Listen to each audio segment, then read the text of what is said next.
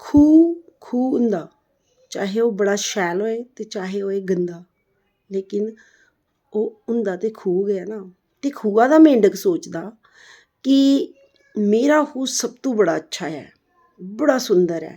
ते कन्नै ओह् सोचदा कि दुनिया है गै इन्नी ऐ, इ'यो बड़ी शैल ऐ ते इन्नी गै दुनिया ऐ।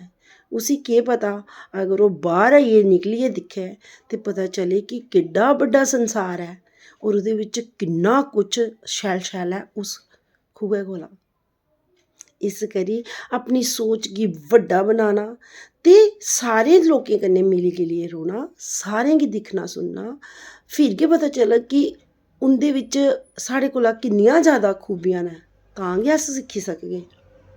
इस सोच गी बड्डा बनाना, इस सोच कन्नै पूरे संसार दी खुशियें गी अपनाने दी कोशिश करनी, खुशियां बंडने दी कोशिश करनी ते खुशियां लैने दी कोशिश करनी।